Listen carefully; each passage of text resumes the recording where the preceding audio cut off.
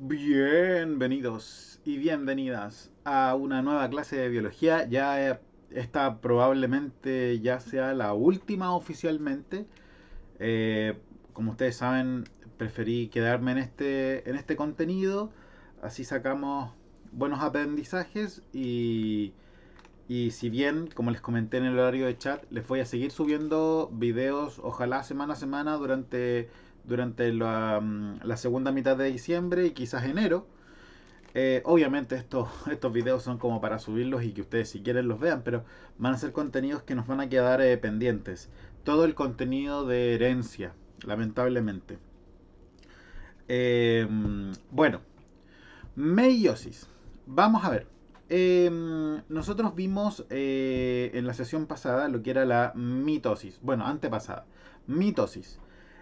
La mitosis tenía por fundamento como objetivo, como su propósito, era generar más células, copias, clones, principalmente para proliferar un tejido, ya sea porque hay que generar más, porque no sé, por ejemplo en el hígado donamos un pedazo de hígado, o la razón más como común es porque necesitamos crecer.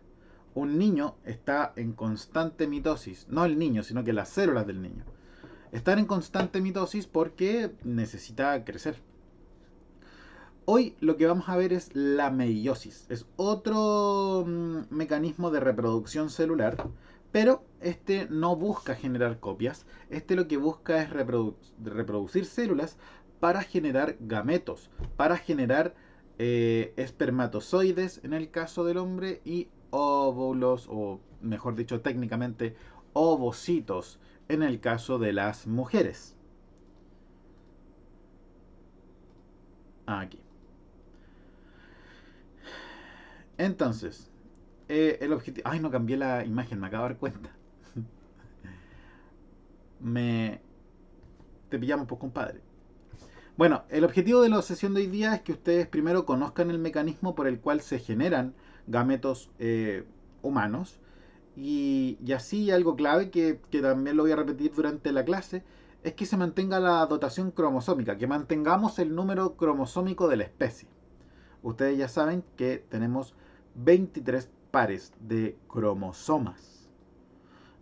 Mis células por lo menos tienen eso. Vale. Entonces, primero, para que entendamos bien algunos conceptos que voy a ir diciendo, necesitamos hablar sobre lo que es haploide y de lo que es diploide. Eh, la palabra haploide significa que por cada uno de mis cromosomas, o por cada par, o sea, por cada número de cromosomas, yo solamente voy a tener uno, que puede ser de mi papá biológico o de mi mamá biológica. Es decir, aquí, por ejemplo, una célula haploide humana no tiene 23 pares, tiene simplemente 23 cromosomas. Tiene un cromosoma 1, un cromosoma 2, un cromosoma 3, un cromosoma 4 y bueno, así. Porque tiene solo uno. En cambio, una célula diploide, como la gran mayoría de células de mi cuerpo, es diploide. Eso significa, di tiene dos. Eso significa que tengo por cada uno de los cromosomas tengo dos copias.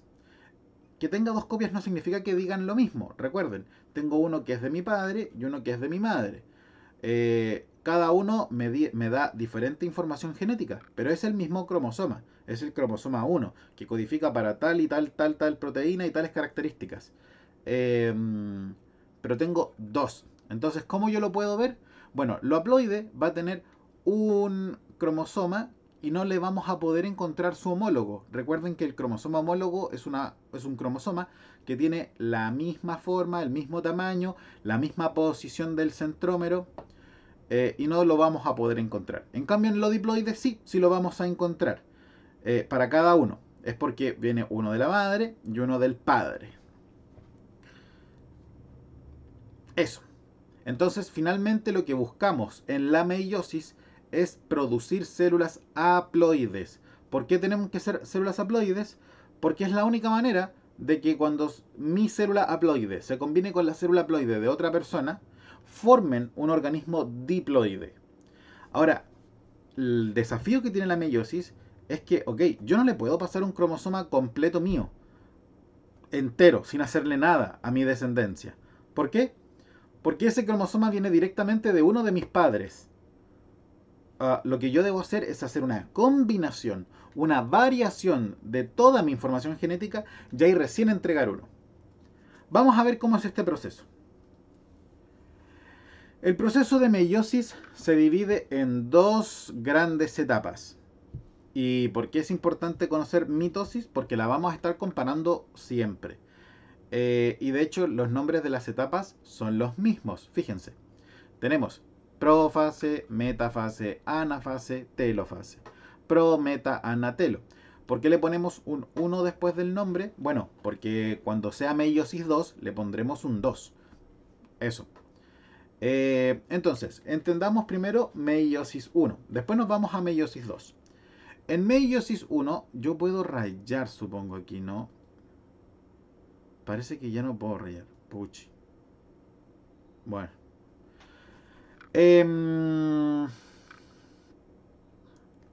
Bueno, partamos con la primera fase, profase 1. Profase 1 es una fase que ya es diferente de mitosis. En mitosis, la profase 1 consistía en, primero aparecían los cromosomas. El núcleo como que empezaba a descomponerse, se desintegraba. Y los centriolos comenzaban a migrar hacia los polos. Ocurre lo mismo, pero hay una diferencia. Aquí los cromosomas homólogos sí van a poder entenderse, sí van a comunicarse. ¿De qué manera? De que el cromosoma 1, y esto aplica para cualquier número, el cromosoma 1, por ejemplo, de mamá, va a poder interactuar con el cromosoma 1 de papá. Esto significa que van a aparearse. Aparearse no de una forma sexual, sino que de una forma física. Esto significa que van a poder unirse, pegarse, formando ahora una estructura que tiene dos cromosomas homólogos, duplicados, porque también hay que entender que la información genética ya fue duplicado, por eso es que vemos los cromosomas como X. Recuerden que cada vez que vemos los cromosomas como X, significa que la información está duplicada. Entonces, ahora estas X, que una es del papá, una es de la mamá, se pegan, se van a pegar, formando esta estructura que se llama tétrada. La tétrada va a estar pegada intercambiando material genético. Este es el primer evento de variabilidad genética. Recuerden que yo estoy generando gametos que deben ser diferentes uno del otro. Es por eso que finalmente los hermanos terminan siendo diferentes. Porque los gametos tienen distintas probabilidades de quedar con distintas combinaciones. Uno de esos eventos de variabilidad es que los cromosomas homólogos se cruzan y comienzan a intercambiar material genético. Por lo tanto, aquí me queda un cromosoma de papá con fragmentos de mamá. Y viceversa, un cromosoma de mamá con fragmentos de papá. Esto va a hacer que se peguen y queden así. En metafase de mitosis, lo que ocurría era que los cromosomas individualmente se colocaban en el ecuador, duplicados, cosa que en anafase se rompieran a la mitad y se fuera cada cromátida hacia un lado. En meiosis esto no puede ocurrir así, porque estamos pegadas, tenemos los cromosomas pegados. Esto significa que en vez de colocarse los cromosomas así como en línea recta, se colocan uno al lado del otro pegados en el ecuador. Esto es dramáticamente diferente, porque aquí hay otro mecanismo de variabilidad genética. Es el segundo. Recuerden, el primero era la recombinación homóloga. ¿Sí? Este proceso en el donde se intercambiaba material genético. Creo que no lo dije. El proceso por el cual se intercambia material genético entre un cromosoma homólogo y otro se llama recombinación homóloga. O tal vez en su libro pueda aparecer como crossing over, porque es como en inglés, ¿no? Bueno, en metafase, las tétradas se colocan al medio. Esto va a implicar un segundo evento de variabilidad genética. Profe, come, que si no ha pasado nada. Lo único que hicieron fue colocarse en la mitad. Bueno, tiene un efecto de variabilidad genética porque quiero que piensen lo siguiente. Se los voy a tratar de explicar con lápices. Sí, a ver, tengo suficientes lápices. Ok.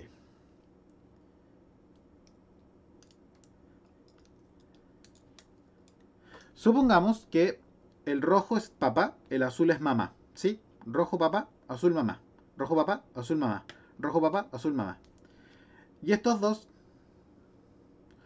el naranjo también es como mamá. Y el negro es papá. ¿Sí? Ahí están como rojo con naranjo mamá, azul con negro papá. Bueno, si las tétradas, aquí están apareados cromosomas homólogos. Si las tétradas se colocaran aquí, fíjense, al separarse, se iría hacia arriba los dos cromosomas de mamá y hacia abajo los dos cromosomas de papá. Lo cual cargaría mucho a un lado de mamá y al otro al papá. ¿Qué pasa si se ponen al revés? Ahora me queda uno y uno. Por lo tanto, al separarse, que es lo que va a ocurrir eventualmente, va a quedar un cromosoma y un cromosoma. O sea, la cosa va a quedar más como mezclada, ¿no? Esto ocurre obviamente con dos pares de cromosomas. Es fácil de entender. Ahora, véanlo con 23 pares de cromosomas. Claro que importa la combinación donde se pongan. Si el papá se pone para arriba, para abajo, para arriba, para abajo, para arriba, para abajo, en cada una de las parejas de cromosomas o en cada una de las tétradas, claro que me va a significar en combinaciones diferentes de lo que finalmente van a quedar mis gametos. Probablemente si usted se parece demasiado a uno de sus progenitores, es que en este proceso de metafase 1 quedó muy cargado hacia un lado, quedaron cargados ambas células resultantes y finalmente una de ellas terminó por ser fecundada, una que quedó muy cargada con cromosomas de un solo progenitor. Pero lo ideal es que aquí haya quedado una se cree una varianza, se cree una variabilidad, perdón, ese es el nombre técnico. Se cree variabilidad. A este fenómeno, en donde lo que importa es la combinatoria de cómo se dispongan las tétradas en el ecuador, se conoce como permutación cromosómica. Y usted dice, profe, esto es demasiada información. Sí, pero es solamente en estas dos fases. El resto es mucho más suave. Entonces recapitulemos. Primera etapa, profase 1. Con el material genético ya duplicado, generamos los cromosomas, los centriolos se van a los polos, el núcleo se empieza a descomponer, igual que en mitosis. La diferencia está en que los cromosomas homólogos se aparean, se juntan, forman tétradas y comienzan a intercambiar información genética en lo que conocemos como recombinación homóloga. Estas tétradas siguen pegadas para entrar a metafase. Y es que en metafase, como están pegadas, lo que se va a colocar en el ecuador no es solamente un cromosoma simple o duplicado, pero solo, sino que va a estar con su homólogo pegado. Lo que se coloca en el ecuador es una tétrada. Como ustedes ya se pueden imaginar, lo que va a romperse aquí no son las cromátidas de un cromosoma, ahí, sino que es ahí. Lo que se va a separar es la tétrada. Lo que se va a separar ahí es el cromosoma homólogo. Entonces el cromosoma oscuro se va a ir para arriba y el cromosoma más claro se va a ir hacia abajo. Da lo mismo cuál sea papá, cuál sea mamá. Uno se va para allá y otro se va para acá. Obviamente en este diagrama uno no puede apreciar la combinatoria porque tenemos solamente un par. Pero si tuviéramos otro par, ya ahí empezaría a depender si nos ponemos así o así para que cuando nos separemos queden mamá papá o papá papá o etcétera. Bueno, en anafase ocurre lo mismo, se separan. ¿Cuál es la diferencia con anafase de mitosis? Y es que en mitosis se separan las cromátidas hermanas. Y en anafase de meiosis, la anafase 1, se separan los cromosomas homólogos. Bueno, y telofase es lo mismo, se empiezan a formar los núcleos y después de la citocinesis se forman dos células hijas. Recuerden que la citocinesis es la división del citoplasma.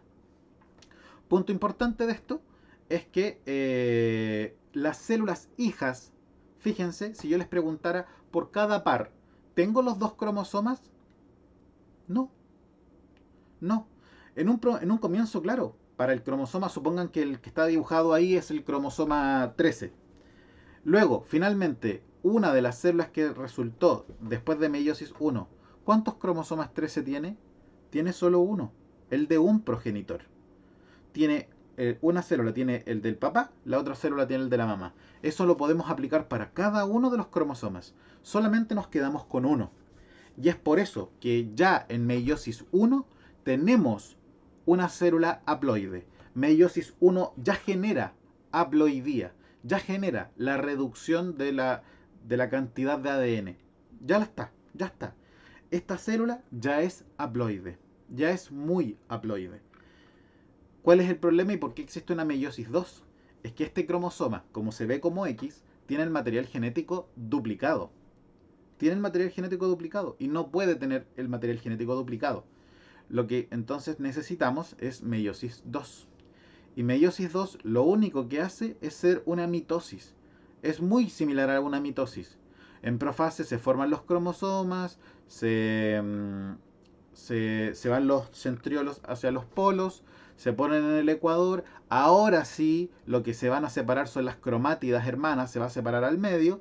Una cromatida se va para arriba, otra para abajo, y se van a formar 4 células hijas diferentes. ¿Siguen siendo haploides? Sí, pero es que ahora tienen la información genética simple, tienen cromosomas simples. Lo que pueden hacer es como asumir que meiosis 2 es y lo mismo que una mitosis. Tenemos los cromosomas duplicados, nos ponemos en el ecuador, pum, se separan. Chao. Entonces, ¿qué es lo que generamos? Por cada célula que entra en meiosis, generamos 4 células. 4 células haploides. ¿Sí? 4 células haploides. Y esto debiera tener... No, les voy a mostrar la animación en el chat. Que soy idiota. Ok, no importa. Esto era obviamente la animación de meiosis. Vale. Vamos entonces. Gametogénesis. Vamos a aplicar meiosis al hombre y a la mujer. Son procesos diferentes que necesitamos saber. Bueno, básicamente eso, en qué se diferencian. Vamos a partir por lo que dice el texto.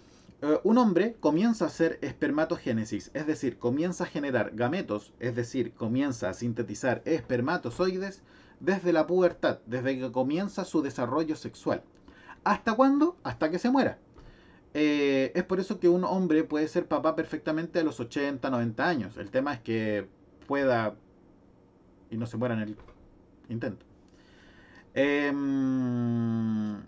Y una mujer comienza su ovogénesis, los primeros estadios, en cuando ella está desarrollándose en el cuerpo de su madre. O sea, una mujer comienza a sintetizar sus gametos incluso antes de nacer. Esto es muy importante. Esta mujer va a quedar con un tremendo pool. Las mujeres de hecho nacen con miles de ovocitos 1. ¿Ok? Ovocitos 1, que son estos que están aquí, este grande que está aquí. ¿Ya? Ovocito 1.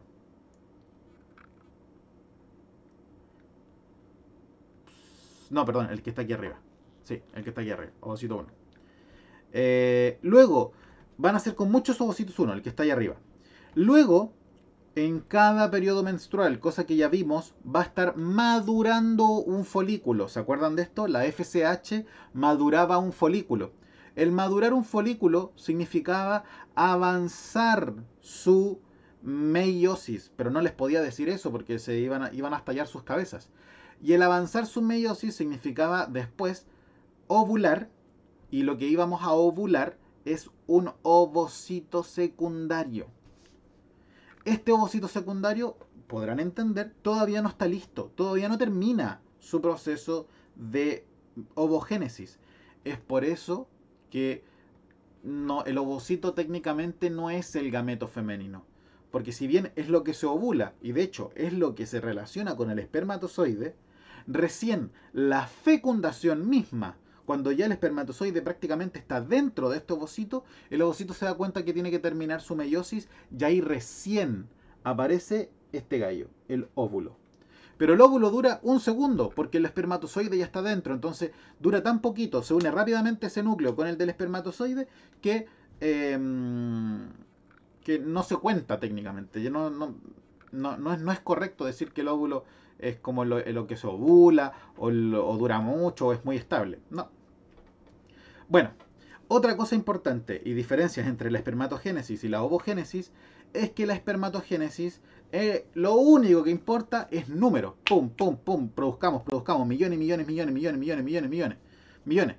En el video que vimos en nuestro horario de chat hace tiempo, vimos que en una eyaculación se liberan millones y millones de espermatozoides. Ahora, tanto se preocupa el cuerpo de un hombre por producir espermatozoides que poco se preocupa por la calidad de ellos. Es por eso que muchos de estos pueden tener dos colas, dos cabezas, pueden salir deformes o el flagelo defectuoso. Por lo tanto, básicamente en los primeros segundos del contacto de los espermatozoides con el cuerpo de una mujer ya se mueren rápidamente varios o empiezan a nadar a lugares que no deben nadar. Así que no, si bien se producen millones, y a cada segundo se producen millones, no son de la mejor calidad. Y esto avanza progresivamente con la edad. O sea, una persona de 20, 25, 30 años tiene, digamos, una buena calidad de sus espermatozoides, o debiera tener una buena calidad de sus espermatozoides, una buena movilidad y resistencia. Y ya una persona de 70 años probablemente no va a producir los mejores espermatozoides, pero va a seguir siendo fértil. ¿Ya? O sea, el espermatozoide podría igual fecundar. Y como ya les dije, las mujeres comienzan a hacer este proceso antes de nacer. Ya a las mujeres no les interesa el número, lo que les interesa es la calidad. Es por eso que si ustedes se fijan, la división meiótica, la primera, la que genera células haploides, genera una disparidad en el contenido de citoplasma. Resultado de la meiosis 1, se genera un gran ovocito secundario y un pequeño, un hermano chiquitito, que nadie quiere. ¿Por qué se produce esta tremenda diferencia de citoplasma? Que de hecho también se vuelve a producir en la meiosis 2. Uno de los resultantes es muy grande y los otros son muy chiquititos. Esto es porque el ovocito necesita ser voluminoso, ya que el espermatozoide no va a aportar con citoplasma. Es es el núcleo lo que importa del espermatozoide. Los organelos y el gran contenido de citoplasma lo pone el ovocito. Y de hecho, menos mal que es así, porque los primeros minutos del cigoto, de esta primera célula de nosotros, de lo único que se tiene que preocupar es de dividirse, no de crecer, porque el ovocito ya es muy, muy, muy grande. Así que se tiene que preocupar solamente de dividirse, dividirse y dividirse.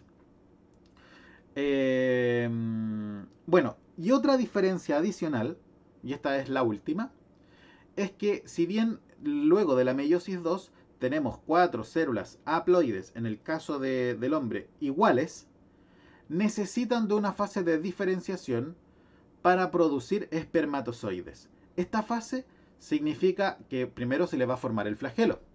Segundo, que se va a formar el acrosoma. Acuérdense que el acrosoma era una cápsula que estaba justo en la punta de la cabeza del espermatozoide, que les permitía fecundar, que les permitía degradar la zona pelúcida, que les permitía poder entrar al ovocito. ¿Sí? De hecho, incluso si se acuerdan, esta parte era un poco dura. La membrana superior del espermatozoide era muy dura y necesitaba de una capacitación que se producía en el útero de la mujer para poder liberarlo con mayor facilidad. Bueno, aquí en esta fase de diferenciación se forma el acrosoma. Y lo otro que ocurre es que se hacen incluso más chiquititos. Se hacen como una liposucción importante. ¡Pah! Se cortan un pedazo de citoplasma porque lo que necesitan es ser chicos, para ser más rápidos, para ser más móviles, para ser más eficientes en el uso de la energía. Así que este proceso obviamente la mujer no lo necesita y pueden encontrarlo tal vez con otro nombre que se llama espermiohistogénesis. Eso. Bueno, Chicos, chicas, podremos hablar más en detalle de esto y contenido, sobre todo de la ovogénesis y la espermatogénesis en nuestro horario de chat. Lo importante es que puedan entender las diferencias que hay entre uno y lo otro. Y bueno, insisto, esta materia no es fácil. Después de escuchar este audio, perdón, después de ver este video, podrían leer su capítulo del libro, o ver algún otro video en YouTube. Cualquier cosa que necesiten, pregúntenme, cuídense. Este video está durando mucho y me prometía que dure poco. Cuídense, nos vemos. Chao, chao, chao. Denle me gusta. Si es que están viendo el video de YouTube, cuídense. Chao, chao, chao.